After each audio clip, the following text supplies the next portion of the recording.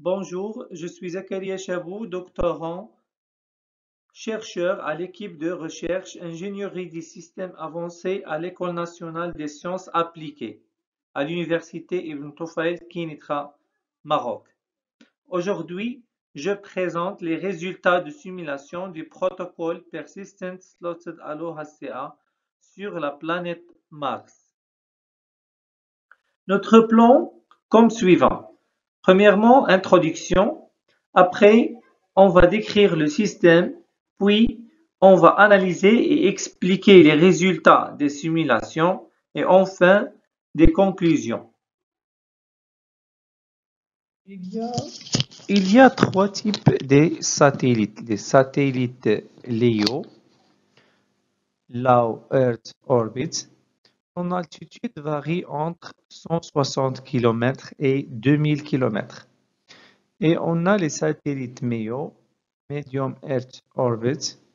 Son altitude varie entre 2000 km et 36 000 km.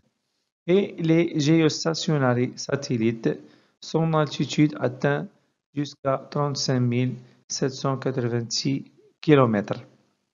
Donc notre étude se focalisera sur les satellites LEO. Donc les satellites LEO ont une orbite circulaire située entre 500 à 2000 km d'altitude. Cette proximité offre deux avantages.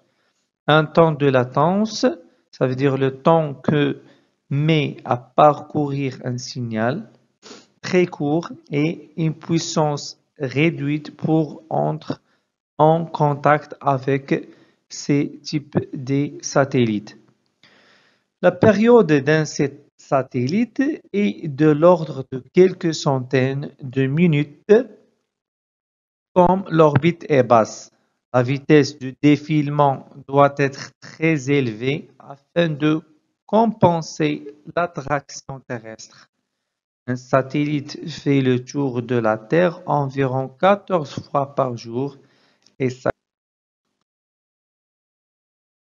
Le lancement reçu du Mars Cube One sous le nom de Marco CubeSat en mai 2018 ont marqué le début d'une nouvelle ère dans l'exploration du système solaire et la mise en place du premier réseau interplanétaire CubeSat et joue le rôle de datamoule pour collecter des données provenant de rovers sur une planète comme Mars.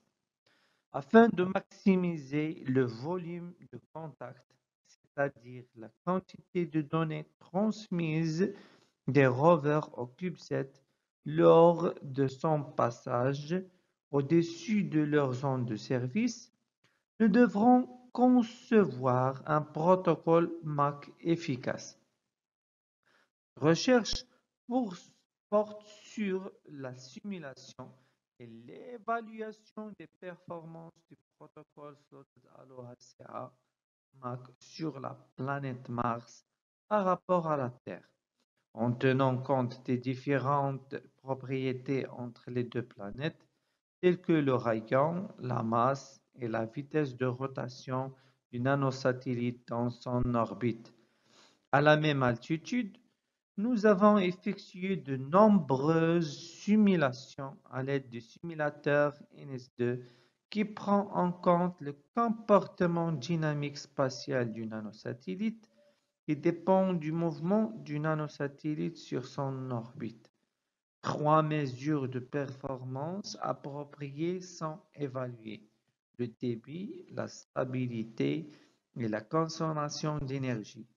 Les résultats de simulation obtenus sur la planète Mars montrent une amélioration des performances du Slotted Allo HCA sur la planète Mars par rapport à la Terre.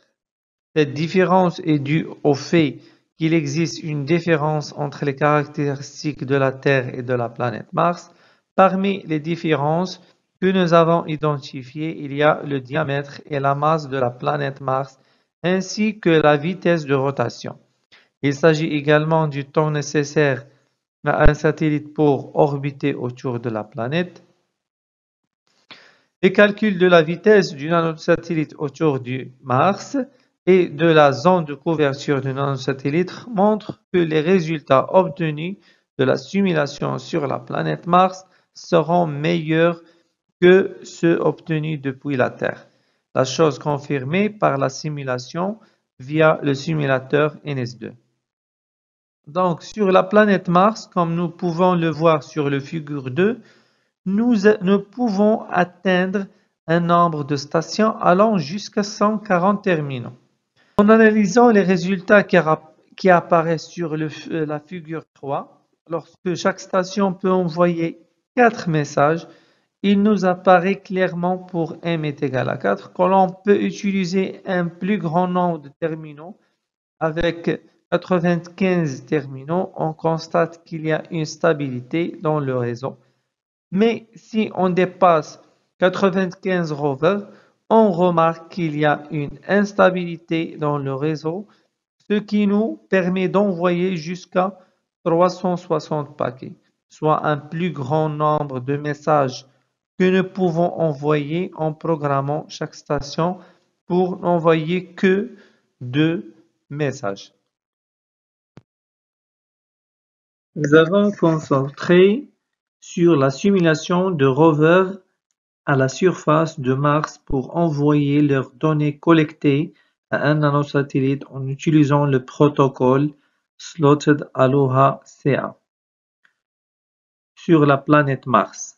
Les résultats obtenus sur la Terre et la planète Mars et la consommation d'énergie sur les deux planètes liées à ces deux planètes se sont différents. Donc le protocole Persistent Slotted Aloha CA MAC pour les nanosatellites sont également comparés. Toutes les simulations proposées dans cet article sont réalisées à l'aide du simulateur NS2 proposé. Nous avons prouvé par simulation que les résultats sur Mars sont meilleurs que sur la Terre. Et dans nos prochains travaux, nous nous concentrerons sur l'étude des performances de la constellation des satellites sur la Terre et sur Mars. Merci pour votre attention.